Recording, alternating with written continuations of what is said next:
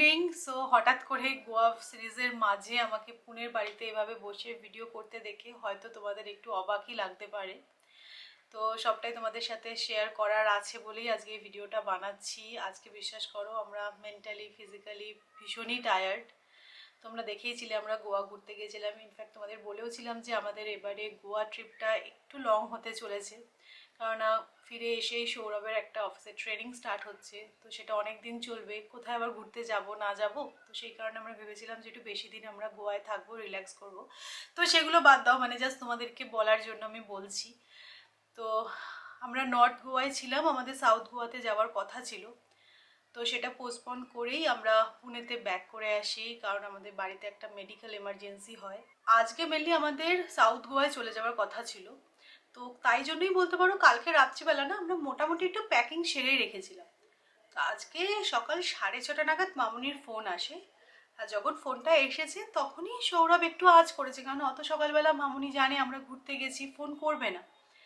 তো মামুনি ফোনটা ধরে বলে যে বাবার কালকে রাত্রির থেকে, মানে আমার শ্বশুরমশাই কালকে রাত্রি থেকে শরীরটা বেশ খারাপ, এবং যে সিমটমগুলো বা যে শরীরটা আনচান করছে সেটা মামুনির দেখেও খুব একটা ভালো লাগেনি, শ্বাসকষ্ট আরও বিভিন্ন বিভিন্ন সমস্যা ছিল। তো তখন সাথে সাথে তো দিদিরা আসে। দেন আমরা ওই সময় ডিসিশন নিই যে না, আর সাউথ গোয়া ছাড়ো, কত তাড়াতাড়ি আমরা পুনেতে ফিরতে পারবো। তো তখন 6:30 নাগাদ মামুনির ফোনটা পাই। দেন তাড়াতাড়ি করে উঠে যা মোটামুটি প্যাকিং ছিল সে সমস্ত করে আমরা 8:30 নাগাদ বেরোতে পেরেছিলাম। যেহেতু 8:30টায় বেরিয়েছি সেই জন্য একটু তো লেট হয়ে গেছিলো না, তাই জন্য আমাদের পুনেতে আসতে আজকে অনেকটা টাইম লেগে গেল। যেরকম আমরা এখান থেকে একদম আর্লি মর্নিং বেরিয়েছিলাম 5টা নাগাদ, তাই জন্য একটু ট্রাফিকটা কম পেয়েছিলাম, বাট 8:30 বেজে গেছিলো বলে আমাদের প্রায় আজকে 12 ঘন্টা মতন লেগে গেছে আসতে, এত ট্রাফিক পেয়েছি আমরা। তো তাই জন্যই বললাম ভীষণ টায়ার্ড লাগছে। তো যাই হোক, সৌমিও তোমাদেরকে বললোই যে ঘটনাটা কি ঘটেছে।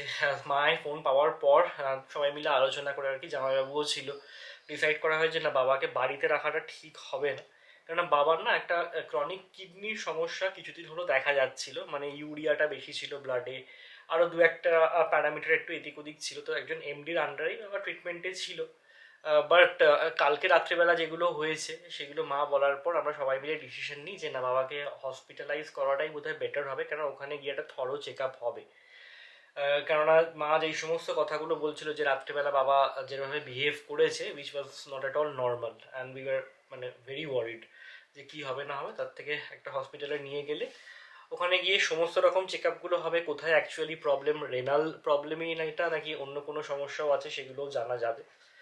তো সেই কারণে বাবাকে হসপিটালাইজ করা হয়। তো সকালবেলা ফার্স্টে আমরা ডিসাইড করি যে সঞ্জীবনী বলে একটা হসপিটাল আছে বাগবাজার, আমাদের বাড়ি থেকে কাছে, তো সেখানে নিয়ে যাওয়া হবে। তো ওখানে নিয়ে গিয়ে চেক করে দেখে বাবার oxygen level is like 70, which is like way below normal, দেখে তোমরা সবাই জানো সেটা। তো সেটাতে একটা অ্যালার্মিং সাইন ছিল। তো ওনারা বলেন যে আইসিইউতে অ্যাডমিট করতে হবে। ওখানে নর্মাল একটা অক্সিজেন সাপোর্ট দেয়। তারপরে ওনারা বলেন যে আইসিইউতে অ্যাডমিট করতে হবে, বাট ওখানে আইসিইউ বেড খালি ছিল না। তারপরে আবার আলোচনা করে আমরা ডিসাইড করি যে অ্যাপোলোতে অ্যাডমিট করার কথা। কারণ অ্যাপোলোতে আমাদের চেনা জানা একজন আছে যার রেনাল ডিসফাংশনের একটা ট্রিটমেন্ট চলেছে ওখানে, যিনি আর কি ডক্টর আছেন, একটু চেনা জানা।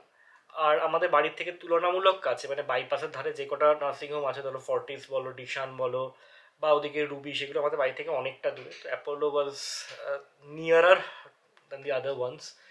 তো অ্যাপোলোতে নিয়ে গিয়ে বাবাকে ফাইনালি অ্যাডমিট করায়। ওখানেও আইসিইউ বেড ছিল না, বাট ওনারা এমার্জেন্সি সাপোর্ট দেওয়া স্টার্ট করে। একটা কথা কি, বাবার তো বয়স হয়েছে, অ্যাবাভ 80, তো সবসময় আমরা টেনশনে থাকি যে যেন সব কিছু ঠিকঠাক করে থাকে। সবটা তো তোমাদের সামনে ব্লগে শেয়ার করা যায় না, আর আমাদের ফেশিয়াল এক্সপ্রেশন দেখে তোমরা সবসময় বুঝতে পারো না, সেটা বোঝাটা স্বাভাবিকও নয়। তো যাই হোক, হঠাৎ করে বাবার যে ফার্স্ট সিমটম দেখা দেয় সেটা হচ্ছে বাবা না মানে উঠে দাঁড়াতে পারছিল না নিজে নিজে। তো ঠিক আছে, বাবার কাছে ওয়াকার ছিল, তো ওয়াকার দিয়ে ঘর ঘর করছিল, বাট মোবিলিটি এমনিতেই ভীষণ রেস্ট্রিক্টেড হয়ে গেছিলো বাবার, কারণে বাবার হাঁটুতে প্রবলেম। এবার এই বয়সে এসে নি রিপ্লেসমেন্ট করা তো পসিবল নয়।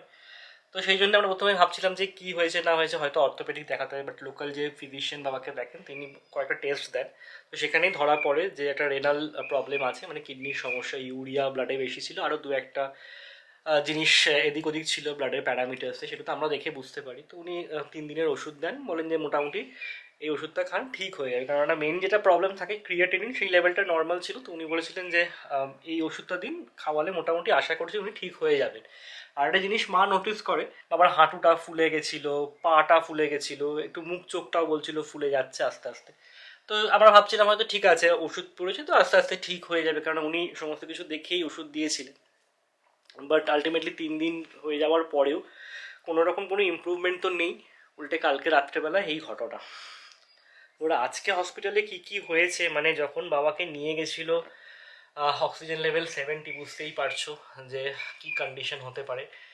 আর তারপরে ওখানে গিয়ে সমস্ত রকম সাপোর্ট দিয়েছিল, দেওয়ার পর ওনারা বলেই দিয়েছিলেন যে ফার্স্ট 4 আওয়ার ওয়াজ ক্রিটিক্যাল। ওই ফার্স্ট 4 আওয়ার্সে দেখার পর ওনারা বলতে পারবেন যে কীভাবে কি রিকভারি গ্রোথ আছে না আছে, প্রোগ্রেসটা কীরকম হয়।